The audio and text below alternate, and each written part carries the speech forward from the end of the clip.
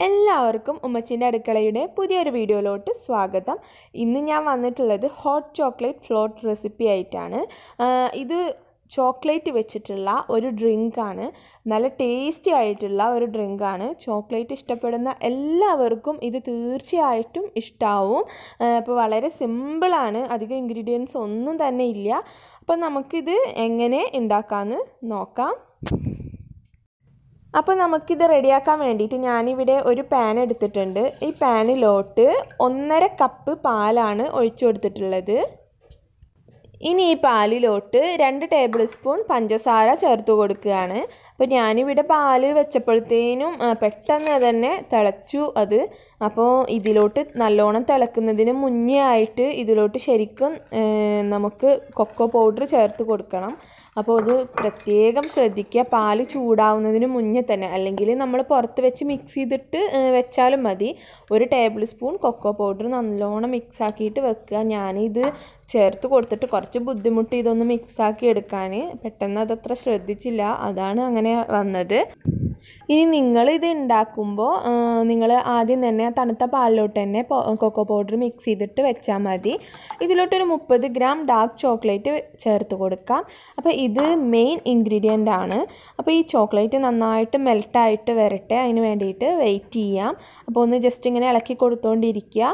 അപ്പോൾ പെട്ടെന്ന് തന്നെ മെൽട്ടായിട്ട് കിട്ടും. ഞാനൊരു മീഡിയം ഫ്ലെയിമിലിട്ടിട്ടാണ് ഇവിടെ ഇത് ചെയ്യുന്നത്. ഇതിലോട്ടൊരു 1/4 ടീസ്പൂൺ വാനില എസൻസ് കൂടെ ചേർത്ത് കൊടുക്കാം. അപ്പോൾ നല്ലൊരു ഫ്ലേവറും കൂടി നമുക്ക് ഈ ഒരു ഹോട്ട് ചോക്ലേറ്റ് ഫ്ലോട്ടിന് കിട്ടും. അപ്പോൾ ഇതിവിടെ നല്ലോണം മിക്സായി മെൽട്ടായിട്ട് വന്നിട്ടുണ്ട്. നമ്മുടെ ഈ ഒരു ഡ്രിങ്ക് ഇവിടെ റെഡി ആയിട്ടുണ്ട്. ഇനി ഇതൊരു സെർവിങ് ഗ്ലാസ്സിലോട്ട് മാറ്റാം. അപ്പോൾ ഞാൻ സെർവിങ് ഗ്ലാസ്സിൻ്റെ ഉള്ളിൽ കുറച്ച് ചോക്ലേറ്റൊക്കെ വെച്ചിട്ട് നന്നായിട്ടൊന്ന് അലങ്കരിച്ചിട്ടുണ്ടായിരുന്നു. ഇതിൻ്റെ മുകളിലായിട്ട് ഞാൻ കുറച്ച് വിപ്പിംഗ് ക്രീം ബീറ്റ് ചെയ്ത് വെച്ചത് ഒന്നിങ്ങനെ ഡെക്കറേഷൻ ചെയ്ത് കൊടുക്കുകയാണ്. അപ്പോൾ നല്ല ഭംഗി ഉണ്ടാവും, കഴിക്കാനും നല്ല ടേസ്റ്റ് ആവും. ശരിക്ക് വിപ്പിംഗ് ക്രീം അല്ല ഇതിന് യൂസ് ചെയ്യുക, നമ്മൾ വാനില ഐസ്ക്രീം ഉണ്ടല്ലോ അതാണ് എടുക്കുക. അപ്പോൾ അതാണ് നിങ്ങൾ എടുത്താൽ മതി നിങ്ങളെടുത്ത്. അപ്പോൾ എൻ്റെ അടുത്ത് ഉണ്ടായിരുന്നില്ല, അപ്പോൾ അതാണ് ഞാൻ വിപ്പിംഗ് ക്രീം ഉപയോഗിച്ചത്.